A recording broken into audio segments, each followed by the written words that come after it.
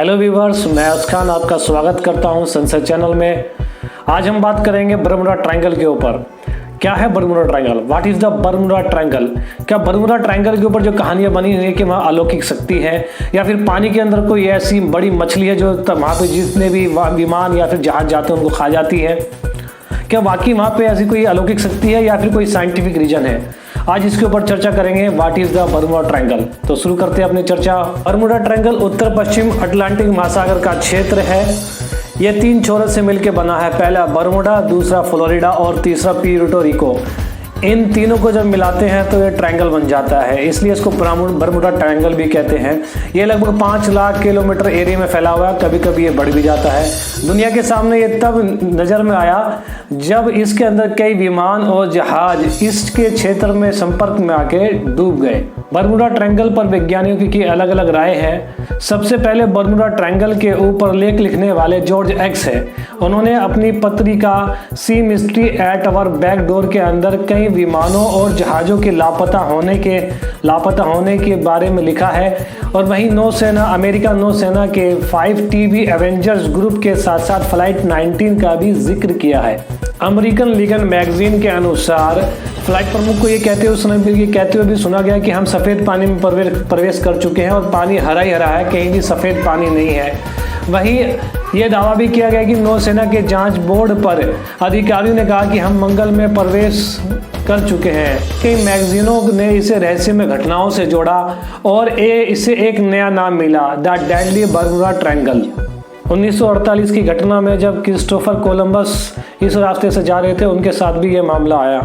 उनका जो जहाज़ था वो रास्ता भटका, मौसम ख़राब हो गया, हवाएं तेज़ चलने लगी और जो उस वक्त रास्ता दिखाने का काम सिर्फ कंपास ही किया करता था, उसने भी अपना काम सही तरीके से करना बंद कर दिया। क्रिस्टोफर कोलंबस ने इस बात का जिक्र अपनी पुस्तक के अंदर किया। 1970 में एक पायलट ब्रूस जर्मन वहाँ से लौट के वापस आए और वहाँ क्या हुआ वो सारी घटनाएं उन्होंने दुनिया के सामने रखी। ब्रूस जर्मन ने बताया, जब हम बरमुडा ट्रायंगल पहुँचे तो हमारे सामने धुआं ही धुआं था।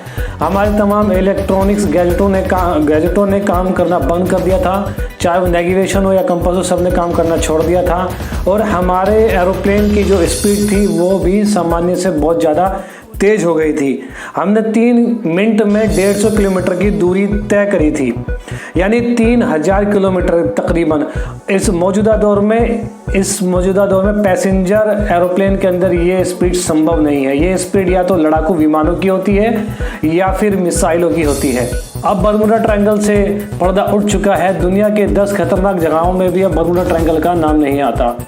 चलिए अब इसकी थ्योरी को समझते हैं कि क्या है बरमुडा ट्रायंगल में, कि वहाँ विमान और जहाज ऐसे लुप्त हो जाते थे, गायब हो जाते थे या डूब जाते थे। रीजन नंबर 1, बरमुडा ट्रायंगल के नीचे ज्वालामुखी है। जब वो ज्वालामुखी फटती है तो कई जहरीली गैसें बाहर निकलती है, जैसे मीथेन गैस। मीथेन गैस जब पानी से मिलती है, संपर्क में आती है, तो जो समुद्र है, समुद्र की जो डेंसिटी है, जो घनत्व है, वो कम हो जाता है। और जो जहाज़ों को जो बनाया जाता है, उसका जो डिज़ाइन दिया जाता है, वो समुद्र की डेंसिटी, उसके घनत्व के हिसाब से बनाया जाता है। जब जहाज़ वहाँ पर पहुँचता है तो उसकी डेंसिटी कम हो जाती है, जिस वजह से जहाज़ उसमें डूब जाता है। अगर कोई वहाँ पे तैरना भी चाहे तो वहाँ नहीं तैर सकता।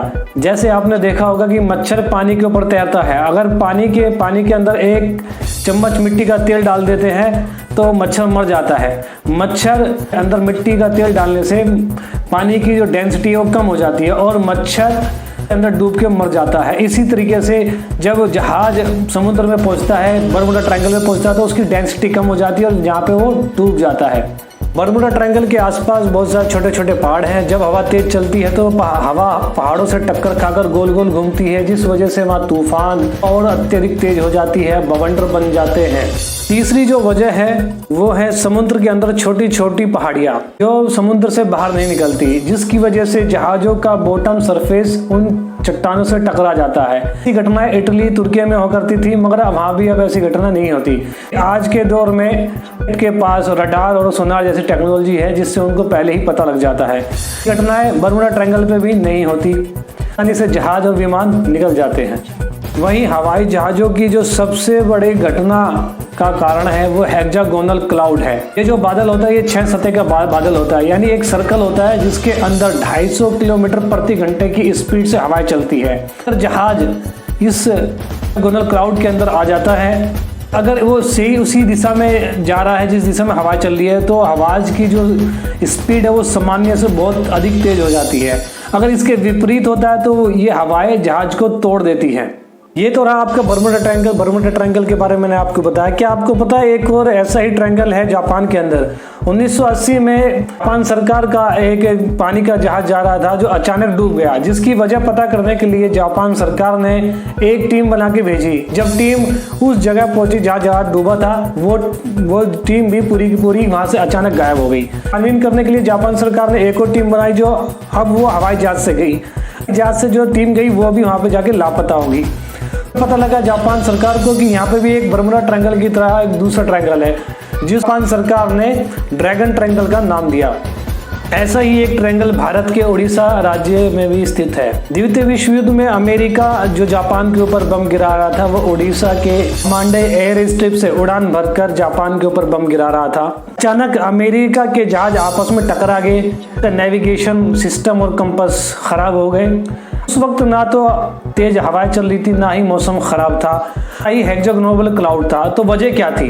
ये थी झारखंड के करीब जादूगोंडा की यूरेनियम की खादान है। यूरेनियम एक रेडियो एक्टिव चीज है जो इलेक्ट्रॉनिक्स, उसके संपर्क में जो इलेक्ट्रॉनिक आइटम्स आ जाए या फिर हाई रेडिएशन वाली चीज आ जाए, उस पर वह इत्यादि पर काफी प्रभाव डालता है, जिसकी वजह से उनका नेविगेशन और कंपास सिस्टम ने काम करना बंद कर दिया। हालांकि ये चीज़ें आपने कम सुनी होगी, क्योंकि ये मिलिट्री बेस एरिया है और मिलिट्री बेस एरिया की जो चीज़ें हैं उनको टॉप सीक्रेट रखा जाता है। आशा करता हूँ कि अब आपको बर्मुडा ट्रायंगल के बारे में पता लग गया होगा कि बर्मुडा ट्रायंगल में कोई भी अलौकिक शक्ति नहीं है, बल्कि ये साइंटिफिक एक्शन के कारण ऐसा होता है। इस वजह से वहाँ विमान और जहाज वहाँ डूब जाते थे।